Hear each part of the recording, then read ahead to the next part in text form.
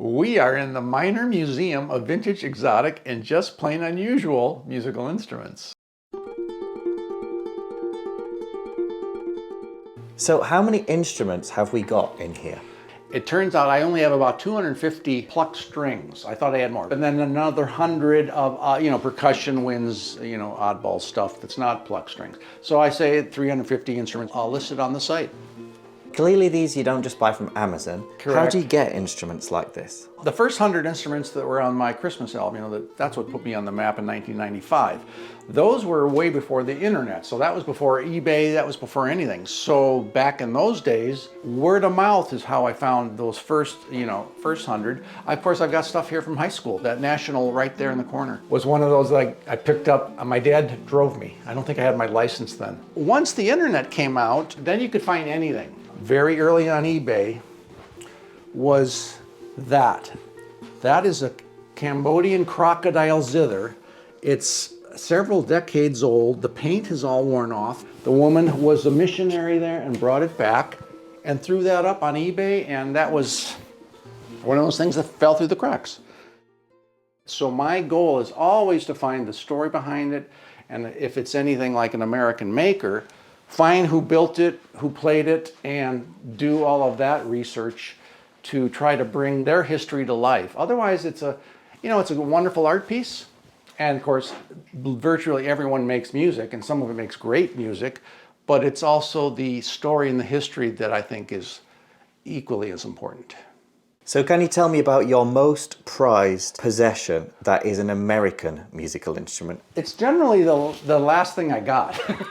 So for instance, the most prized today is my Merrill aluminum-bodied engraved aluminum. It doesn't have much value at all. It's not collectible, but they're extremely rare, and it's taken me 30, 40 years to find one. But that's an 1890s instrument, and it's a great idea. It makes the bowl-back mandolin about twice as loud. And what is the straight up oldest instrument that you're aware, the date that it was built? Now we're in Europe, and you've got English guitars. The keyed guitar here is an English guitar. That's the 6-course steel string instrument tuned in open C. That gave birth to so many of these instruments, arch citerns and harp lutes. The lyre citern here is, I believe, 1765-ish, French instrument. But even older than that, no label and no date, circuit dating would be these guys. And this is a mandolin, which is the bass instrument, and it's from Rome. And if this is a 1750-ish, that would be certainly the oldest instrument in the collection. It's a giant mandolin, so they would have used brass and iron and twisted brass for the wound strings. That's a 10-course instrument. In fact, you could classify it as a harp mandolin since it's got floating basses. The 6 on the neck, or the 6 fretted there, are tuned like a guitar, actually. What would just be the most unusual to live up to the title of this collection? What do you think that would be? How do you pick the most unusual? Well, my focus is the unusual. I call it the Minor Museum of Vintage, Exotic, and Just Plain Unusual Musical Instruments. I called it that for 30 years. Everything in here was a serious instrument. So it was like the harmony. I know you love that one. So the harmony harp guitar, it's just silly. Some might call it ugly.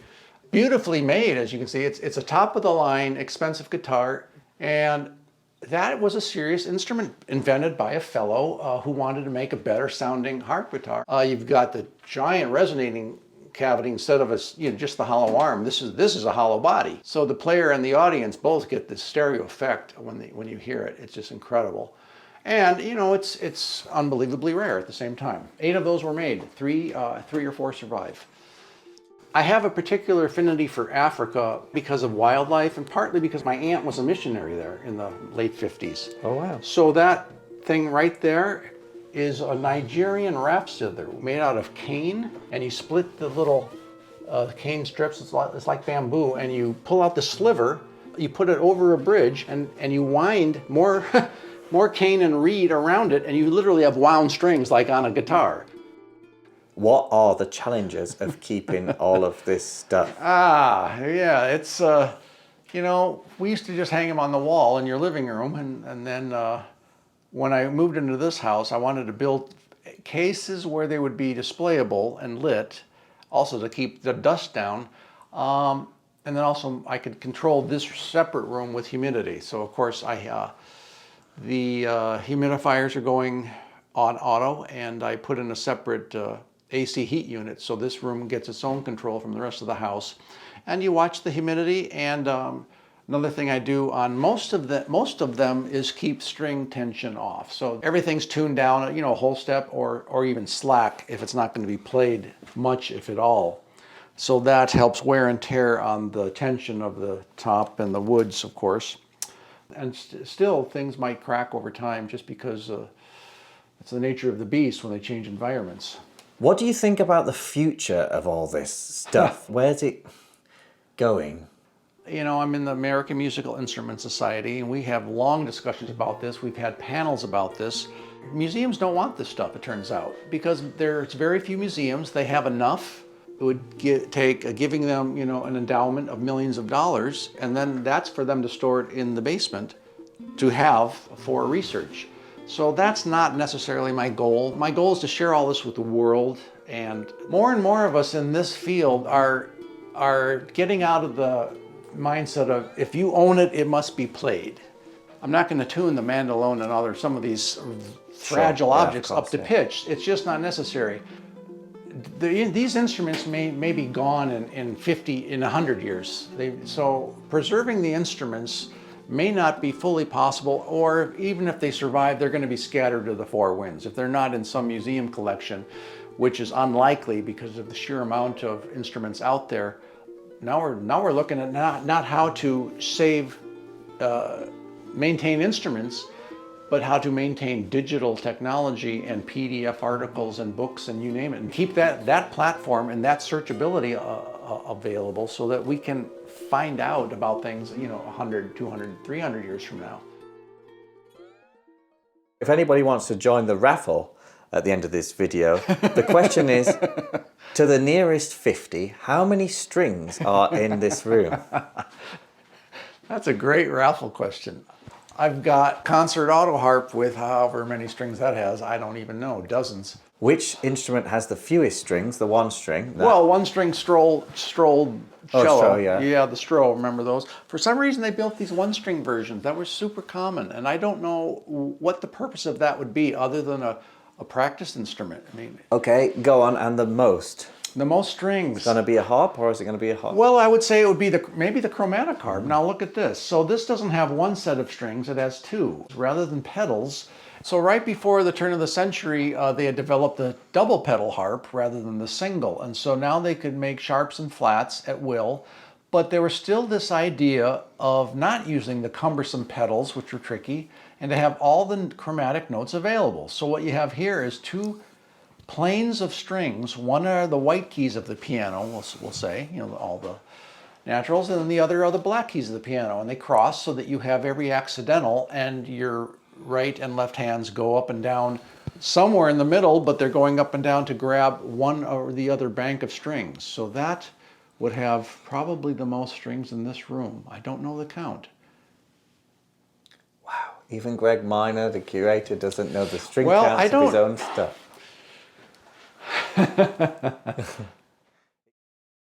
Harp guitars. So I'm an alien. I've come from planet absolutely no unamplified wooden acoustic instruments. I've heard of a guitar. Where do we go from there? The idea is that you've got a 6-string neck, and the basses are one note, of course. They can't be fretted, but they provide one note. So typical is a harp guitar with a full set of chromatic bass strings, and this is an early one. This was before 1900, certainly by about 1890. And again, 6-string neck, tuned standard, but they wanted to provide a chromatic bass note that's going below the E string on your neck, so D sharp on down to a low E. And every chromatic note on the piano is available as a bass note, so you could play accompaniment. Even guitar players who have been doing it for their whole life, there are some who've never heard of a harp guitar, and they were unbelievably common. And in America, the heyday was 1885 to about 1925, and they sort of petered out during the into the 30s, and then just slowly fell out of favor. And that, radio killed them, movies killed them. Loud resonator guitars and then electric guitars finally made the harp guitars obsolete, which is too bad because the harp guitars weren't just loud accompaniment instruments, but they were unique in their playing technique and the sound, and that's because of all the floating bass strings. They lasted longer in Europe. In Italy, they went into the 50s. In fact, they probably never stopped. In Germany and Austria, they never stopped. They've been around since the early 1800s, expanded into more and more bass strings, as you see. And by the end of the 1800s, they were ubiquitous throughout Germany and Austria. Hundreds and hundreds and hundreds of builders made them routinely, and they became an accompaniment instrument, and those have never died out to this day. So they're still, they're still in the tuxedo bands playing Schrammel music with violins and clarinets, and the Schrammel guitar, the harp guitar, playing the piano part, essentially. Muriel Anderson just recently asked me, how many harp guitars do you have, Greg? And I said, probably about 45, but the whole point about having the amount of harp guitars that I now have is that no two are alike in any way. I mean, they're all dramatically different designs. Some have 12 chromatic bass strings. Some have the typical 6 bass strings tuned D down to F diatonically. Some have 10 strings like the Gibson that you've played quite a bit of. Yeah. Another 10 string. Yep. Only 4 strings. Every invention of the harp guitar was sort of a different way to get the same idea, which was you want extra notes, bass notes, to play independent of the neck, and adding to the sound and extending the range of the instrument. So for this one, the guy's not playing the basses with his thumb as we do in a harp guitar.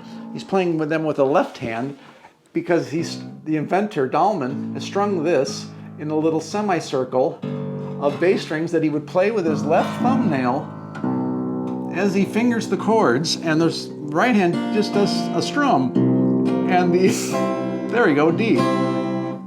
So everyone's coming up with a better way to skin the cat, and that was making guitars louder, giving them more range and more resonance. Also at the same time, pretty much every harp guitar maker was switching over to steel strings from gut. And was it just guitars, or what about mandolins, banjos, ukuleles, and steel guitars? Good question. Well, Knudsen, who created the hollow arm harp guitar in America, Port Townsend, 1895-ish, he did hollow arm ukuleles and mandolins, just like this one. So he called it a harp arm and a harp shape, independent of whether it has strings. Well, he, of course, being Knudsen, he also did mandolins that are true harp mandolins with extra floating strings on them. And he's got Hawaiian guitars. We believe he created the shape that became famous in the hands of Herman Weisenborn later in Los Angeles. Knudsen not only did the basses of 5 or more, but he created little banks of treble strings. And when he added a full 7 of them, we called them super trebles. And it was John Doane who decided, let's tune these to a scale and have a bass and treble and neck 21-string harp guitar that you then get basses and open trebles, sort of just like the fretless zithers. So how did you get into all this anyway? I was a guitar player like everyone else, learned guitar as a kid, played the Monkees. I loved all that, Beatles, and then started to get into more instrumental music, with Leo Kottke and Chet Atkins or whoever, Django, maybe in a late high school era. And then after that, I needed the idea of different sounds. And I also vividly remember finding the Anthony Baines book about musical instruments in museums. And that was in our high school library. And that had images of harp lutes and exotic lyre guitars and you name it, that it was like a fantasy thing. And even in high school, going to my guitar lesson in downtown on Michigan Avenue there in Chicago, and walking upstairs to the guitar gallery, and behind the counter is a black Gibson harp guitar. And as a high schooler, you're playing rock and roll and all that, and you look at this thing and you don't know the history yet about any of this, so you just think it's this crazy one-off experiment. And it's not even a real instrument. It's just crazy, invention, and it's some just unique display that they have. But once you realize that they're out there and that they can make music again. Of course, everything was beyond my price range for quite some time, but I learned more about it. And the more you learn, the more you get into it. And of course, it's fun to play all these old instruments, and I do that as much as I can because mainly it's the mojo. They do have mojo, and they do have. It is fun to play an original instrument that has the history. It's just embedded in the grain of the very pores of the wood, and we all know that. You can sense that, you can feel that, you can hear it. So that's always exciting for me. The story of Pasquale Tarafo, the greatest harp guitarist, true harp guitarist, that's all he played was harp guitar, the greatest who ever lived, from Genoa, Italy. And his heyday was 1920 to into the 30s when he died young in about 1937. So there he's playing on a stand, and a lot of the Italians did that actually. He wasn't the only one by any means, but they played on short or tall stands where their guitar could be free to resonate, and they would theoretically keep it away from their chest and belly so it would resonate further. It was also an incredibly dramatic way to you imagine this on the center of the stage in a bare open opera set, for instance, is where he played often in those sort of theaters. And there's the guitar, and he walks out, positions himself behind it, and he's making magic. So having it on a stand, I think, is spectacular, and it's more difficult to play. In fact, it's easier in many ways because you're not worried about holding it. So I just did a simple version. I had a friend. He looked at the photo, and we did a simple version of Tarafo's own stand from Italy. So when I got this instrument, it had the attached feet. They're glued to the body, and you can see there are little separate extensions. I couldn't figure out how they attached those to a stand because there was no brackets or holes or anything like that. So one day I just decided, I've got to get this on the stand like Tarafo did. So I took my hand drill from the garage, and I just drilled 2 holes in the back. I tapped them out for big bolts, and we bolted this thing from the back to the stand. When I went to Genoa and we went to the university, that was the Paganini Institute, where Tarafo's original guitar, which is identical to this instrument, we brought it out, and I looked at the feet, same feet, and I turned it over, and there was the exact same 2 holes that I had just drilled. And there's about 3 of these that survive with stands, and the maker was Gazzo, Settimio Gazzo. And he was Tarafo's favorite luthier and the only guy he ever used. And I am convinced that because we found this and it's virtually in mint condition, the curve here, all this floral stuff with even the little leaves, is identical to Tarafo's, who's looked just like this until he painted it gold at some point in his career. He covered all this with gold. But because it had no drilled feet, and because it's identical to his, I'm convinced that this was one that was built as his spare and never put into use because they never drilled the feet. Ergo, it was just played in someone's lap, and he never had to go use it. His original guitar he played throughout his career. Hi there, Matt Redman here. It was fantastic to go to California again to visit Gregg and the Minor Museum. You can view the full photo inventory at minormusic.com, where you can also be linked to Gregg's many albums on Bandcamp. Please visit harpguitars.net and the blog there, seminal website, and finally follow Harp Guitars on Instagram. Thanks for watching.